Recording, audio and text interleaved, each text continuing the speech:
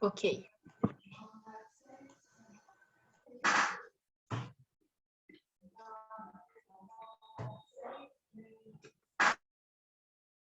Pode ir? Começou? Sim. Bom dia, boa tarde ou boa noite, dependendo do horário, né, que os senhores estariam visualizando o nosso vídeo. Então, o nosso trabalho é sobre os reflexos da diversidade de gêneros, considerando as mulheres, né, o feminino, na divulgação das informações social corporativas das empresas brasileiras. Essa é a temática que nós vamos apresentar hoje. Eu, Murtala Isifu, e as minhas duas colegas, a Rayane e a Isabelle.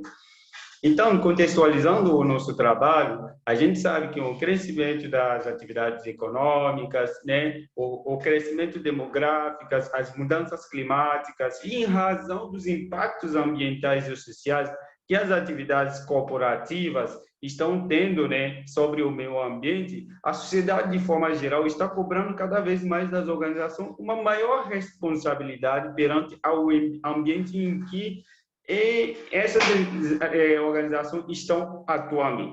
Então, essa postura de responsabilidade corporativa, ela vai contribuir para atenuar as consequências negativas da atuação das empresas, bem como proporcionar as prestações de contas para a sociedade. Então, portanto, essa preocupação, conscientização da sociedade em relação aos efeitos das atividades empresariais sobre o meio ambiente começou a obrigar algumas empresas, ou a maioria das multinacionais, a investir em programas e ações de sustentabilidade. E uma maneira de responder a isso é pela divulgação das informações de responsabilidade social corporativa. Então, dessa forma, vem sendo desenvolvido, né, sobre essas preocupações que vem ganhando relevância em razão dessas transformações ocorridas dentro das sociedades, né, em termos econômicos, tecnológicos e sociais. Vem sendo desenvolvido vários estudos nessa área. E esses estudos partem tanto de efeitos dos elementos da governança corporativa, nos relatórios de responsabilidade social corporativa, ou seja, nessa divulgação, os efeitos da governança que pode ter nas características financeiras da extensão dessa divulgação das informações social corporativas, até o papel do conselho da administração e a independência dos compromissos dos conselhos nessa qualidade das informações contidas nos relatórios de responsabilidade social corporativa. O achado relevante desses estudos é que percebeu-se, né, na literatura que a responsabilidade social corporativa ela começa a se tornar cada vez maior uma faceta necessária das organizações para substanciar os seus compromissos com a sociedade. Então, como dentro do Conselho da Administração, o Comitê de Responsabilidade Social Corporativa é o órgão que tem o dever de formular e aprovar as políticas de responsabilidade social corporativas, uma série de estudos também vem sendo desenvolvido nesse sentido, né? Tentando ver como que a diversidade da composição do Conselho da Administração pode estar tendo impacto ou pode levar as empresas a estar desenvolvendo o relatório ou as informações de responsabilidade social corporativa. Então, perante ao que nós acabamos de desenvolver, de apresentar, o nosso estudo tem como problema de pesquisa de buscar responder a seguinte pergunta: quais seriam os reflexos da diversidade de gênero na divulgação dos relatórios de responsabilidade social corporativas? Então, para tanto, como objetivo, o estudo se propõe a analisar os reflexos da diversidade de gêneros, né, o gênero feminino, existente no Conselho de Administração, na divulgação das informações social corporativas. E como justificativa é que os estudos, né, a literatura entende que, no contexto brasileiro, um dos países emergentes com pouca transparência, segundo Bueno e seus associados de 2018, esse estudo se encontra sendo relevante. Por fim, diante de que a gente se encontra num momento onde a maioria dos governos estão introduzindo políticas ativas que exigem cada vez mais que as empresas promovem mulheres. Então, vou passar a palavra para a colega dar continuidade à apresentação. Rayane. Bom, dentro desse contexto que o Mortala apresentou, a gente trouxe um referencial teórico, a teoria da massa crítica, e tratamos também um pouco sobre o disclosure de relatórios de responsabilidade social corporativa. Então, essa teoria da massa crítica, ela tem como autores seminais a Kenter, 1977, e Dahlerup, 1988. Então, o que seria essa teoria da massa crítica? Seria justamente a massa crítica, ela é a quantidade indispensável para originar uma reação em cadeia. Então, o que seria dentro da perspectiva que a gente está falando? Seria o número de indivíduos necessário para afetar e fazer a mudança na organização. Então, isso é o que seria considerado massa crítica. Então, estudos como Conrad, Kremer e Ercup sugerem que para atingir uma massa crítica é necessário ter de três ou mais mulheres na composição do grupo. E essa massa crítica ela seria capaz de influenciar o desempenho do conselho. Willey e Molon-Thomas, 2018, eles abordam que essa teoria ela se refere, né, a esse número de indivíduos que é necessário para fazer essa mudança na organização, e que, a menos que um certo limite, uma massa crítica ela seja alcançada, as barreiras de gênero elas não são quebradas. E os benefícios da diversidade de gênero, que seria aparente com as mulheres, elas não apareceriam. Então, porque alguns estudos eles apontam que as mulheres elas têm uma preocupação maior com essa questão de responsabilidade social corporativa. Então, por essa preocupação maior, subentende-se que haveria uma maior divulgação desse tipo de informação, com a presença dessas mulheres nessa composição do conselho. Fredette e Sessler, 2019, eles também enfatizam que construir uma massa crítica é importante para a compreensão de como e quando a diversidade ela influencia no desempenho do conselho, assim como também um fator significativo no impacto da desigualdade de diversidade. Eles ainda dizem que a primeira adição de diversidade, ela não tem muita voz. Então, a partir do momento que se inicia essa questão da diversidade, não há muita voz, mas a partir do momento que essa adição ela vai aumentando, até haver essa construção dessa massa crítica, pode haver uma aceleração, e aí essa minoria, né, ela teria uma voz, e o que não seria alcançado, o desempenho que não seria alcançado convencionalmente, passa-se a ser alcançado com essa criação dessa massa crítica, com essa minoria sendo ouvida também. Ainda dentro do referencial, a gente aborda um pouquinho sobre a responsabilidade social corporativa e a diversidade de gênero, fazendo esse link. Então, como o Mortala já vem dizendo anteriormente, a postura adotada pelas organizações em relação ao impacto também causado ao meio ambiente e no bem-estar social, eles são alvos crescentes, né, na preocupação dos administradores. E é nesse intuito, né, nesse sentido, que surge o debate sobre a responsabilidade social corporativa, pelas necessidades que eles enxergam com relação a esses impactos que as empresas elas causam ao meio. Então, assim, como a responsabilidade social corporativa, a diversidade de gênero... Tu volta um pouquinho, Isabela?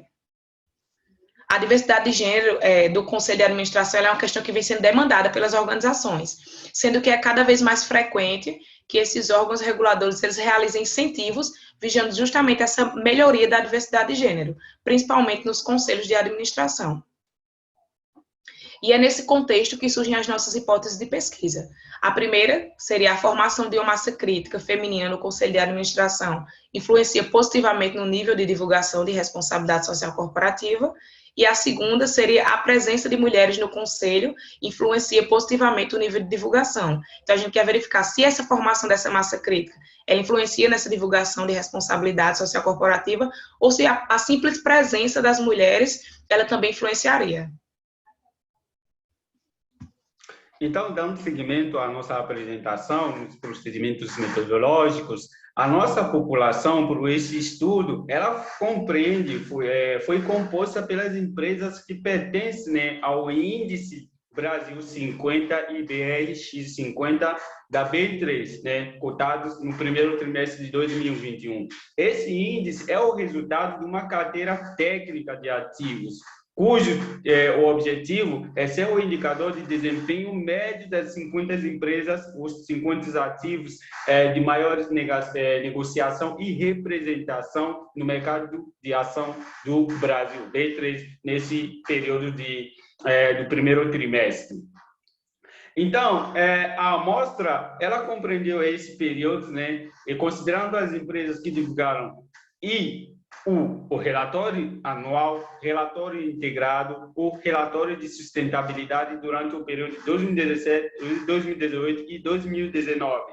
A escolha por esses relatórios ocorreu porque nós fomos buscar identificar essas informações de responsabilidade social corporativas, né, para poder formular, para poder construir esse índice de responsabilidade social corporativa, que seria a nossa variável dependente. Então, enquanto a delimitação do tempo desse recorte temporal de 2017, 2018 e 2019, ela se deu pelo fato de que em 2018 foi criado o programa Wine to Wine, um esforço conjunto da ONU para mulheres, a Organização Internacional do Trabalho e a União Europeia, que que tinham o objetivo de promover a igualdade de gênero, o empoderamento feminino e promover a liderança do empreendedorismo feminino. Outro motivo pelo esse recorte temporal é que no contexto brasileiro, segundo o Deloitte, em 2018, o Brasil apresentou uma porcentagem de 8,5% dos cargos dos conselheiros, né, e 6,5% das cadeiras de conselhos ocupadas por mulheres. Números que foram, né, digamos assim, que subiram, né, comparado ao ano de 2016, onde os mesmos números se apresentavam, respectivamente, de 7,7% e 1,5%. Então, considerando a nossa amostra, como está evidenciado na tabela 1, temos inicialmente 50 empresas e foram extraídas 13 empresas duplicadas. Como que aconteceu? Essa duplicação, ela ocorreu pelo fato de que uma empresa do mesmo grupo, o conglomerado, participava simultaneamente da composição desse índice, né, IBRX50. Além disso, e logo em seguida, a gente extraiu 6 empresas que eram do setor financeiro, pelo fato de que as empresas do setor financeiro, elas não têm as mesmas características que as empresas industriais que participam diretamente, né, as atividades têm impacto direto no meio ambiente. Em seguida, por fim, fomos extrair 7 outras empresas que não apresentavam nenhum dos relatórios citados em cima. Então, concluindo, a nossa amostra ficou com 34 empresas. Eu retomo a palavra para a Rayane. Não, na verdade é para mim. Dando seguimento com os procedimentos metodológicos, nós fizemos a delimitação da variável dependente. Né? A delimitação da nossa variável dependente, ela ocorreu por meio da análise de conteúdo, né? No qual nós utilizamos o construto de responsabilidade social corporativa a partir dos dados fornecidos pela ABNT NBR ISO 26000, né? E a partir deles foram elaboradas 7 categorias e 28 subcategorias que nos auxiliaram a conduzir a análise do conteúdo. Né? Essa etapa ela foi realizada simultaneamente pelos 3 pesquisadores e ela nos ajudou aí a entender, a mensurar a variável dependente do estudo, que é representado pelo Índice de Responsabilidade Social Corporativa. Né? As 7 categorias que nós utilizamos foi governança organizacional, direitos humanos, práticas trabalhistas, meio ambiente, práticas leais de operação, questões de consumidores, envolvimento e desenvolvimento com a comunidade. Então, nós consideramos aqui aspectos da organização, aspectos ambientais e aspectos sociais, né? Então, o tripé da sustentabilidade ali proposto por Carol. E para a mensuração do índice, nós utilizamos a seguinte fórmula, né, no qual o índice de responsabilidade social corporativa da companhia em determinado período de tempo. Né? Então, ele é obtido a partir da somatória do total dos índices divulgados pela companhia I, né, no período de tempo T. Tudo isso dividido pelo valor máximo de itens de divulgação aplicáveis à empresa, que eram 28, né? Foram 28 subcategorias. A pontuação máxima que a empresa podia obter eram 28 pontos. Uma vez que nós utilizamos variáveis dummy, né? Caso a empresa divulga a informação daquela subcategoria correspondente, e 0, caso a empresa não divulgue a informação equivalente. Dando continuidade à questão das variáveis, tratando agora das variáveis independentes, né, que compuseram o nosso modelo, as variáveis independentes são duas, que é a presença feminina no conselho de administração, que seria uma variável dummy. Se tem pelo menos uma mulher, seria 1, e se não tem, 0. E a segunda variável independente seria a presença de uma massa crítica. Então, para compor essa presença de uma massa crítica, deveria haver pelo menos 3 mulheres no conselho. Havendo pelo menos 3 mulheres no conselho, seria 1, e não havendo, seria 0. Ainda nesse sentido, com relação às variáveis de controle, por meio da busca de estudos anteriores, né, nos respaldando em estudos anteriores, a gente delimitou como as variáveis de controle o tamanho do conselho, que é calculado pelo número total de membros. Então, quando a gente foi lá fazer análise de conteúdo, a gente também, observando o formulário de referência, retiramos esses dados, que quanto à presença feminina, que lá no formulário de referência tem. Então, a gente tirou os dados se havia mulheres no conselho e tirou os dados também referente à composição do conselho, no sentido de quantos membros compunham o conselho. As outras variáveis são o tamanho da empresa, que é calculada pelo logaritmo do ativo total, o ROA, que é o retorno sobre o ativo, que é calculado o lucro líquido dividido pelo ativo total, o setor de atividade, então, seria também uma variável dummy, e a presença no ISE. Então, seria também, a participação no ISE seria também uma variável dummy. Os dados das proxies, elas foram extraídos da Thomson, certo? E aí, por meio desse conjunto de variáveis, nós formamos o índice de responsabilidade social corporativa e os modelos de regressão abaixo, que no caso, o índice de responsabilidade social corporativa seria a nossa variável dependente, como já foi dito, que seria igual ao intercepto, mais, no caso desse primeiro modelo de regressão, a massa crítica, então o intercepto, mais a massa crítica, mais o tamanho do conselho, mais o tamanho da empresa, mais o ROA, mais o setor e mais a participação no ISE e o erro, né? Então, essa seria a nossa primeira regressão, e a segunda regressão, ela segue nesse mesmo sentido, só que ao invés da presença da massa crítica, seria a presença de pelo menos uma mulher. Então, seria o índice de responsabilidade social corporativa, que seria igual ao intercepto, mais a presença de pelo menos uma mulher, o tamanho do conselho, o tamanho da empresa, ROA, setor, ISE e o erro. Seria a nossa segunda regressão. Essas duas regressões, elas, no caso, vão responder, né, às nossas hipóteses de pesquisa, que a gente já tem formulado anteriormente, que já foi tratada. A gente fez o uso da estatística multivariada por meio da regressão linear múltipla, com dados em painel, e a escolha dessa regressão linear múltipla com dados em painel se deu devido aos nossos indivíduos serem maior, a quantidade de indivíduos ser maior do que o período temporal que a gente utilizou, então foi por isso a justificativa.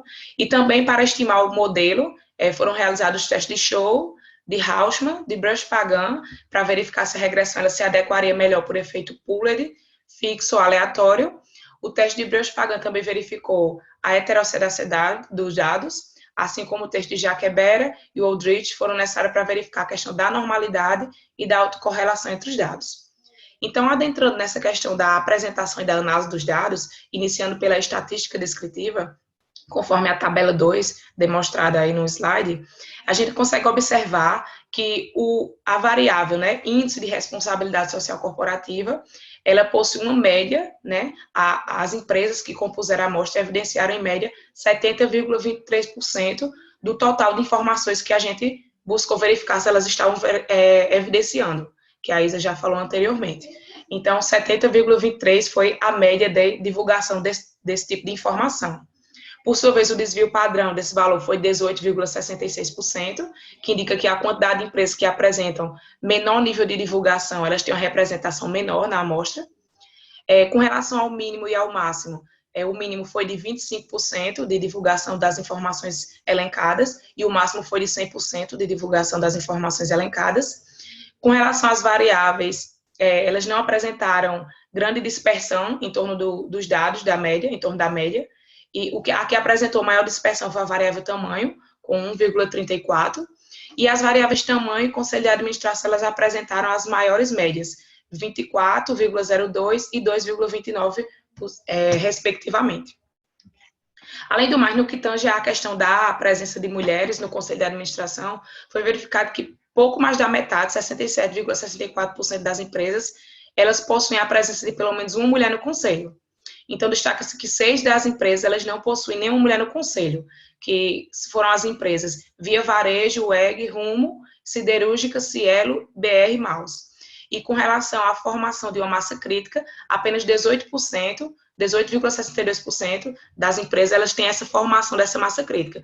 Então, como a gente consegue observar, com relação à presença feminina, a gente já vê um pouco de avanço, já tem mais da metade dessas empresas, elas têm a presença feminina. Mas com relação à massa crítica, a gente vê que são poucas empresas que possuem essa massa crítica. Apenas 5 empresas, elas apresentaram essa massa crítica, que foram a Vale, a Raia Drogasil, a Magazine, a Clabin e a CCR. Com relação ao teste de correlação, que foi o teste que a gente fez, o teste de correlação de Spearman, como a gente consegue observar na tabela 3, nenhuma das variáveis ela se mostrou correlacionada com o índice de responsabilidade social corporativo. Então, nem a massa crítica, nem a presença de uma mulher, nem o tamanho do conselho, ou o ISO, ou o ROA, eles se mostraram significativos nesse sentido, o que contrapõe os achados de Silva 2020, mas que foi um dos poucos estudos que a gente conseguiu, que a gente achou no sentido no brasileiro, né? Se a gente for verificar internacionalmente, a gente encontra mais estudos, mas no sentido nacional a gente encontrou poucos estudos. E o nosso estudo se contrapôs ao dela, o que pode ser justificado no sentido do construto da variável dependente ou também do tempo que a gente estuda.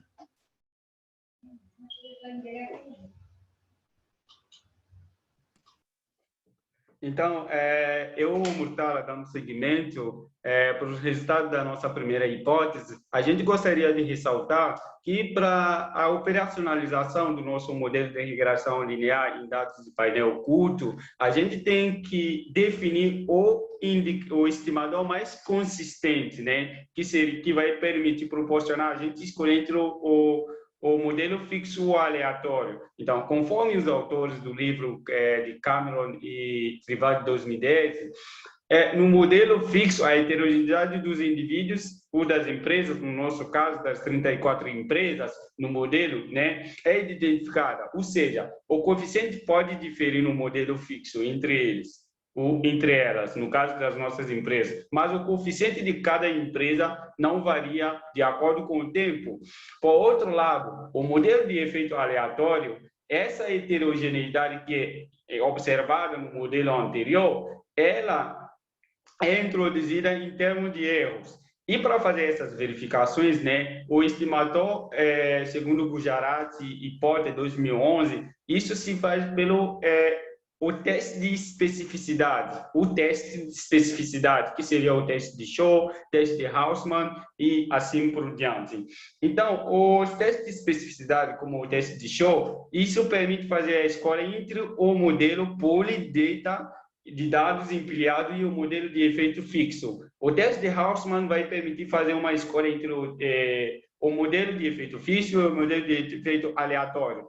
Para o fim, o teste de Brush-Pagan, né, faria proporcionaria fazer uma escolha entre o Pooled Data Effects e o modelo de efeito aleatório. Então, como resultados, a gente vê que o nosso primeiro teste de Shaw deu 0,1056, que se apresentou menor do que o nível de significância de 0,05, né? Então, a escola vai se dar entre o efeito Pooled fixo, que significaria que o efeito fixo seria preferível nesse sentido.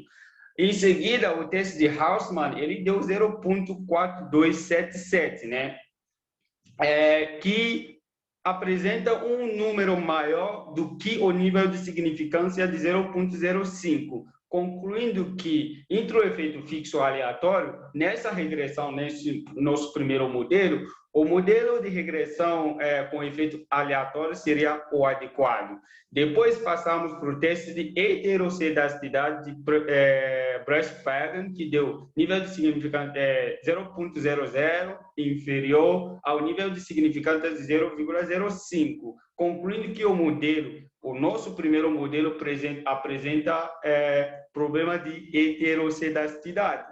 Logo em seguida, foi realizado o teste de autocorrelação para ver se tiver autocorrelação entre os dados, né, observados nos 3 períodos, pelo teste de Ward-Bright, que deu 0,8440, né, que obviamente também é um valor superior do que o nível de significância, concluindo que o nosso modelo não apresenta problema de autocorrelação. E, por fim, como para todos os modelos de regressão linear múltipla em dados em painel, a gente passa para o teste de normalidade de Jacques Berra, né, que deu um resultado de 0,2481, que é um número, um p-value que é superior ao nível de significância de 0,05, indicando que os dados do nosso modelo, nosso primeiro modelo, eles se comportam de forma normal. Então, uma vez corrigido o modelo, apresentasse os resultados da regressão com dados em painel com efeitos aleatórios na tabela 5. E pelos resultados que apresentarem, a gente percebe, né, que nenhuma das variáveis, né, explicativas, das nossas variáveis de interesse independentes, deu significância com a presença da massa crítica ou a formação de uma massa crítica dentro do Conselho de Administração das empresas, levando, obviamente, à rejeição da nossa hipótese de pesquisa de que a presença ou a formação da massa crítica dentro do Conselho de Administração teria um impacto positivo na divulgação das informações social corporativas. Outro resultado que a gente percebe que deu significância aqui é somente o retorno sobre ativo, que deu uma significância mesmo menor, né, de 10% com a formação da massa crítica.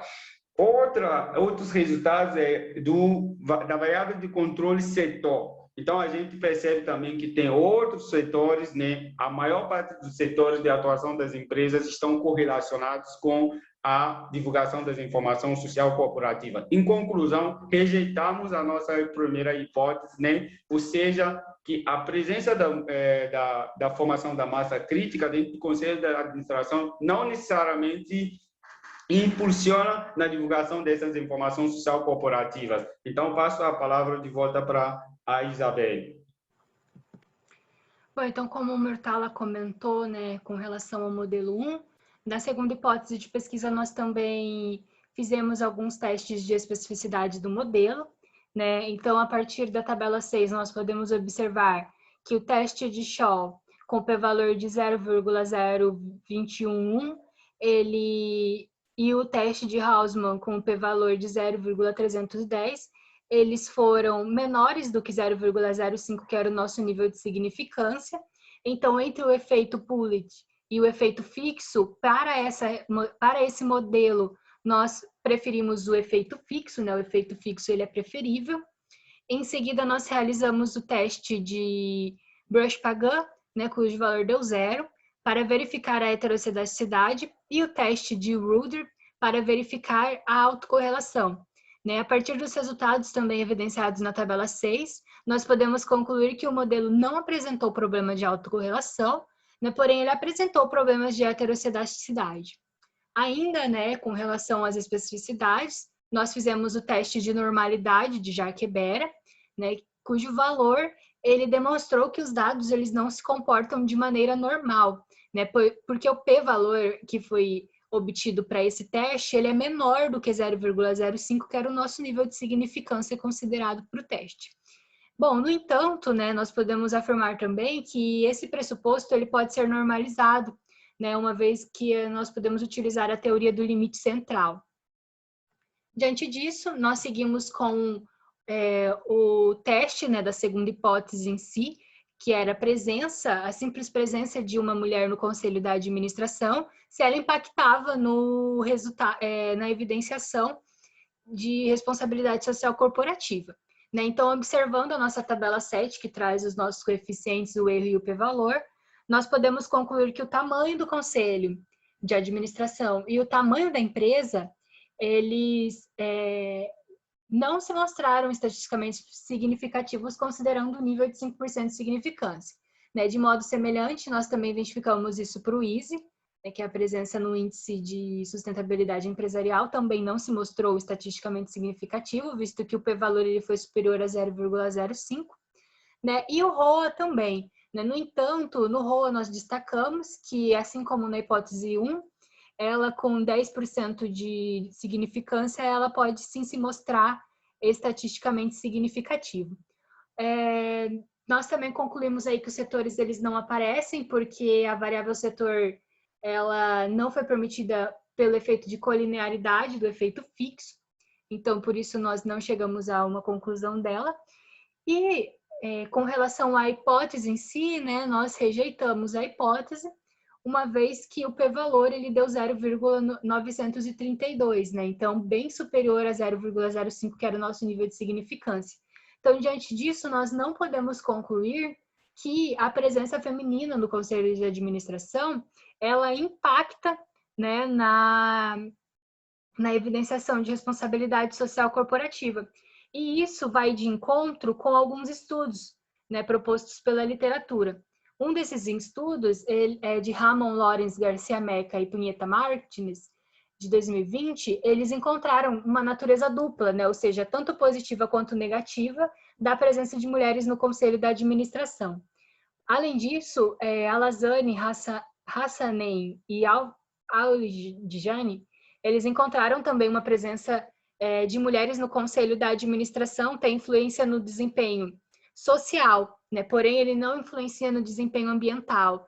E uma vez que nós consideramos o nosso índice de responsabilidade social corporativa, todas aquelas 7 categorias, né? Então, tanto ambiental quanto social, o nosso resultado também pode ser corroborado por esse estudo, né? Então, nós consideramos todas essas informações.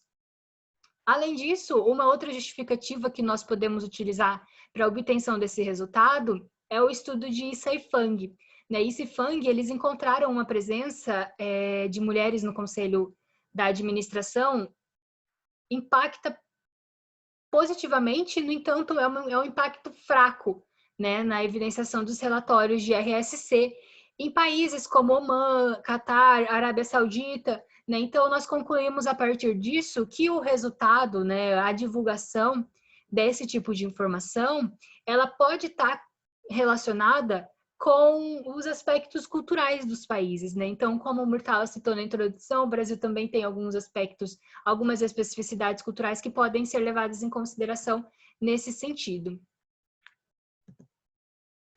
Bom, então, o nosso estudo ele buscou investigar se a presença de mulheres ou a formação de uma massa crítica no conselho da administração levaria a um maior índice de divulgação de responsabilidade social corporativa, né? A partir da análise descritiva dos dados, nós observamos que a presença, principalmente no que tange a uma formação de massa crítica de mulheres no conselho de administração, é muito incipiente, né? Conforme os dados que a Rayane citou. Além disso, né, reforçado esse aspecto por Silva, né, que a presença de mulheres ela ainda é tímido porque ainda há muitos estereótipos socioculturais que são reproduzidos nas organizações, né, e que falam que mulheres não podem ocupar espaços de liderança. Bom, a partir das regressões com dado em painel, nós constatamos que a presença de mulheres ou a formação de uma massa crítica, ela não desencadeou um maior nível de divulgação de informações de RSC, então, consequentemente, as nossas duas hipóteses, elas foram negadas, né? Ainda com relação aos dados, com 10% de significância, o ROA, ele influencia o índice de RSC, e com 1% de significância, alguns setores se mostram significativos. Então, diante disso, né, nós podemos concluir que a divulgação de informações relacionadas à RSC, ela é uma iniciativa que ela deve percorrer toda a organização, né, ou seja, a organização por completo, né, todos os comitês, todos os membros da diretoria, não sendo algo que deve ser remetido aí exclusivamente para a presença de mulheres nesses conselhos de administração. Bom, além disso, a divulgação de RSC ela também pode ter motivações diferenciadas, como é o caso da busca pela legitimidade social, né, a partir do qual as organizações podem melhorar sua imagem e obter benefícios perante a sociedade. Bom, como limitação, a escolha, né, do construto da variável dependente, uma vez que se nós tivéssemos escolhido outro construto, provavelmente o nosso índice seria diferenciado. Né? Os dados da variável dependente eles foram coletados manualmente e interpretados por cada um de nós a partir da técnica de análise de conteúdo, então há o viés de subjetividade. A amostra também foi escolhida propositalmente, o índice IBRX50. A exclusão das empresas financeiras e que não apresentaram relatórios, ela reduziu significativamente o tamanho da amostra, então isso também pode ter impactado nos nossos resultados. E conhecendo as limitações, nós sugerimos como estudos futuros a ampliação da amostra, né, incluindo outras empresas de outros índices da B3, empresas privadas também, a mensuração da variável dependente lançando luz a outros construtos, não somente o da ABNT, utilização de outras fontes de coleta de dados, como websites, as variáveis também que podem ser utilizadas como variáveis de controle, né, que é a escolaridade, a idade dos conselheiros, a dualidade dos CELs, entre outras. Bom, aqui nós apresentamos brevemente as nossas referências, que também constam no trabalho escrito, e agradecemos a todos pela atenção.